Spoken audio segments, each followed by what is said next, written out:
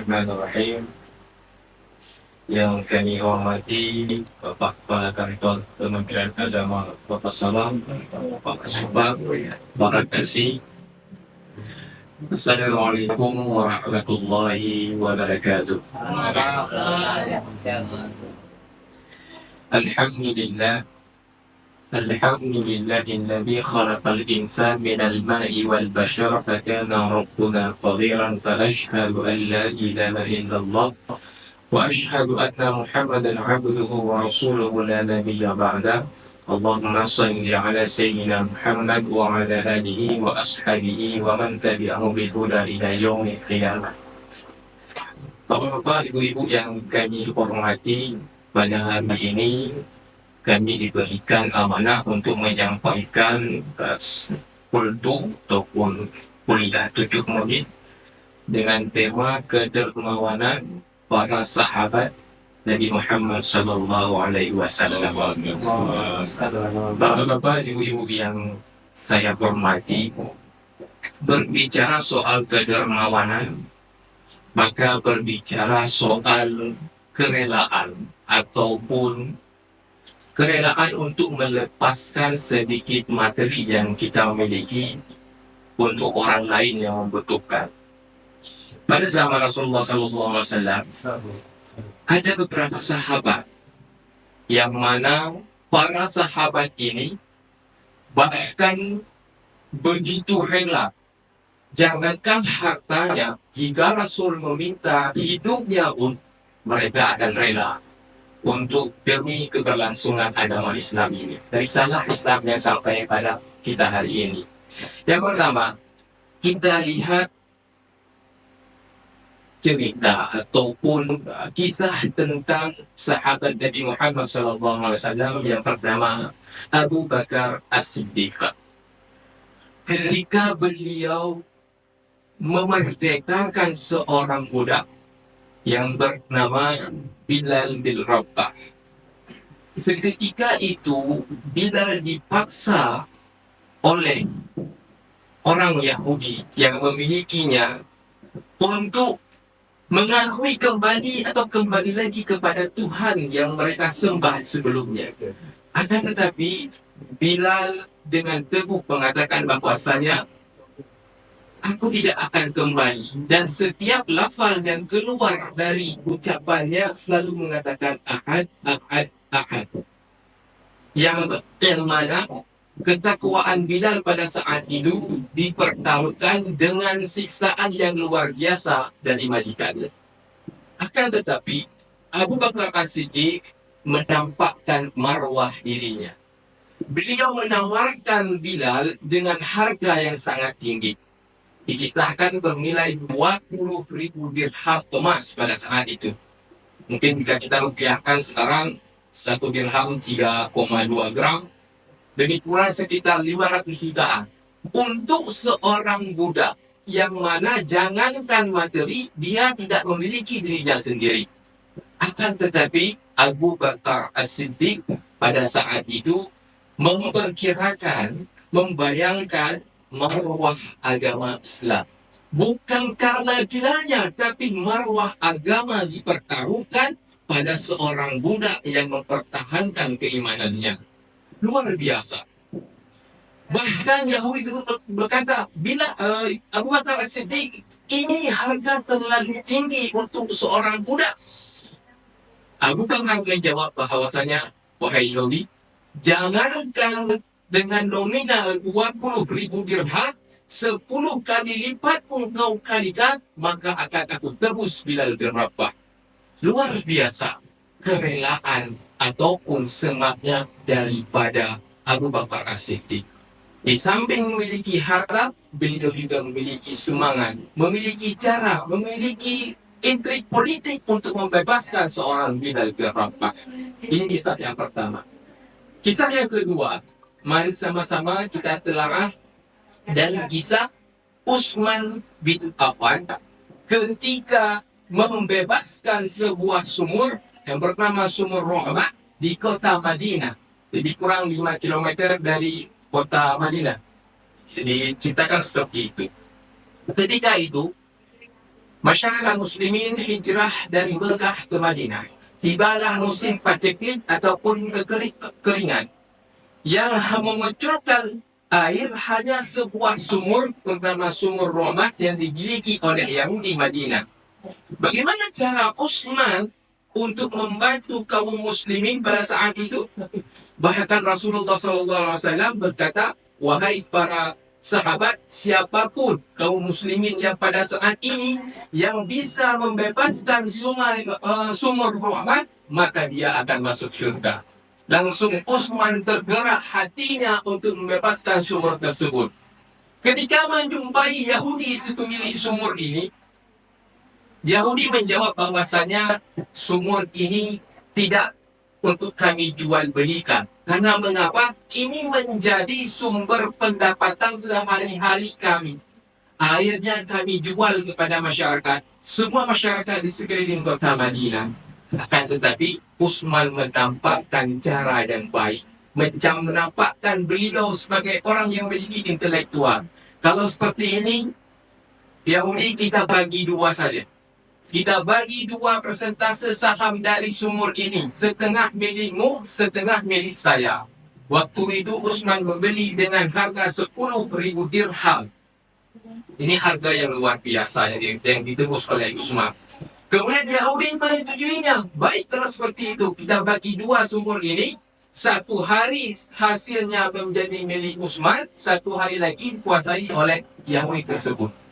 Ketika itu Utsman karena rasa bersedekah yang luar biasa, keinginan wakafnya yang luar biasa, Utsman menggratiskan kepada setiap muslimin yang mana ingin mengambil air di sumur tersebut pada hari yang dia miliki.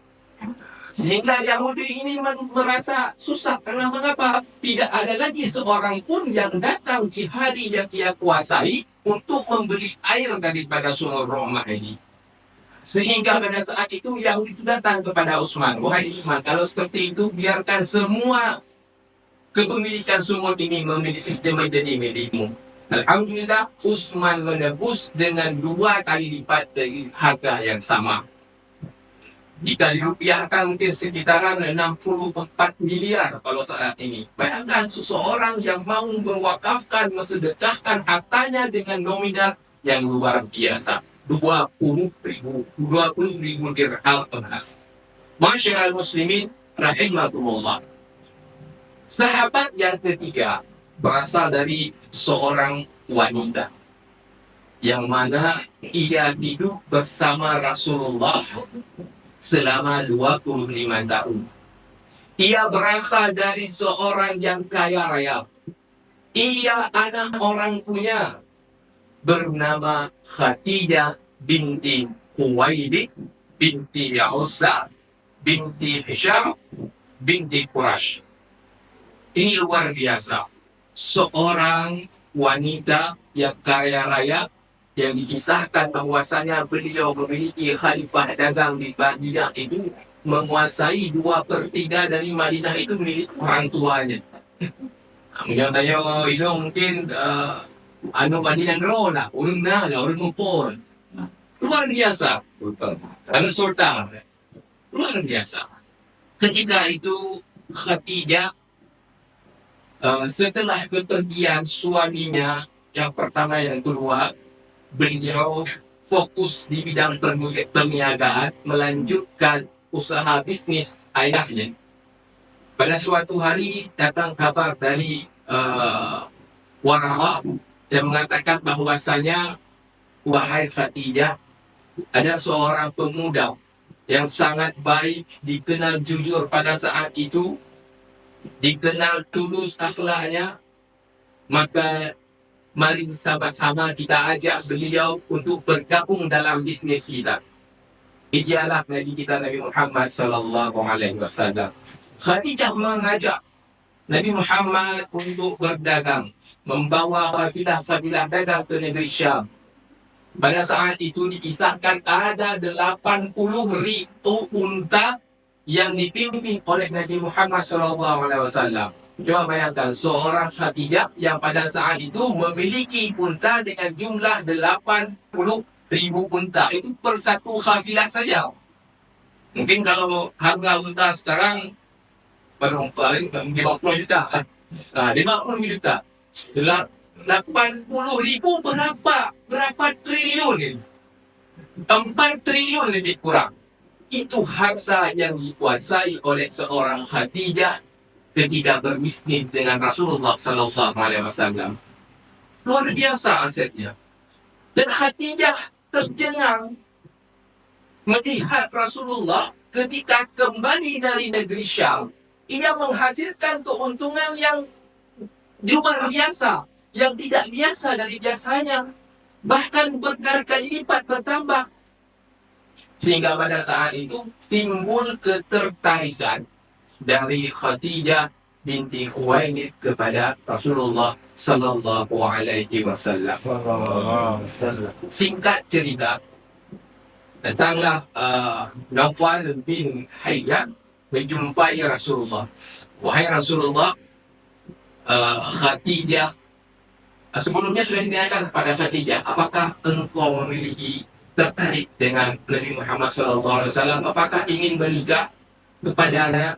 Pada saat itu Nawfal bin Hayyan mengatakan kepada Rasulullah, menyampaikan pesan tersebut, dan Rasulullah menerima ajakan dan nikahkan oleh ayahanda dari Khadijah binti Khuwailid. Dengan nominal mahar dikisahkan 20 ekor unta muda. Ada juga ulama yang mengatakan sebanyak 50 ribu dirham emas, atau lebih kurang sekitar 500 juta pada saat itu. Keikhlasan Khadijah untuk bersama Rasulullah luar biasa. Disebutkan bahwasanya ketika Rasulullah Sallallahu Alaihi Wasallam, ketika Khadijah meninggal dunia, ketika Khadijah di masa akhir hidupnya, di umur 64 tahun, bahkan dikisahkan beliau mengenakan sebuah pakaian yang mana terdapat 8 jahitan di bajunya. Bahkan jahitan ke-9 itu jahitan dari pelepah kurma. Mari kita bayangkan seseorang perempuan yang memiliki aset 4 triliun lebih sebelum menikah, namun setelah menikah karena untuk kelancaran penyebaran Islam, semuanya ia serahkan. Sampai di akhir ia hanya memiliki sebuah baju yang mana dijahit dari pelepah kurma. Luar biasa. Apakah ini berkurang? Mungkin secara mata dunia berkurang. Akan tapi secara dalam agama, ketika Khadijah wafat, Nabi sedih. Jibril turun menyampaikan kepada Nabi Muhammad SAW, wahai Nabi Muhammad SAW, engkau jangan sedih.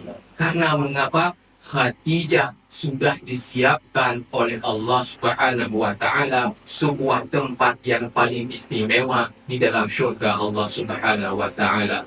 Jibril yang mengatakan Khadijah masuk ke dalam syurga. Luar biasa. Maka oleh karena itu, pada momentum ini, mungkin 3 sahabat ini menjadi suri tauladan bagi kita untuk mengikuti jejak-jejak mereka. Di antaranya sahabat Abu Bakar As-Siddiq dalam memerdekakan Bilal bin Rabah, kemudian sahabat Utsman bin Affan yang mana kisahnya membeli ataupun menguasai sebuah sumur di kota Madinah yang asetnya sampai saat ini terus mengalir kepadanya. Juga disebutkan itu bagaikan deposito sedekah yang terus mengalir sampai dengan hari ini. Yang mana arti ditumbuhi kurma di sekeliling sumur tersebut. Dan yang terakhir ialah Ummul Mukminin, ibu kita bersama, yaitu Sayyidah Khadijah binti Khuwailid. Mungkin ini dapat saya sampaikan. Mudah-mudahan bermanfaat bagi kita semua mengambil iktibar ini. Assalamualaikum warahmatullahi wabarakatuh.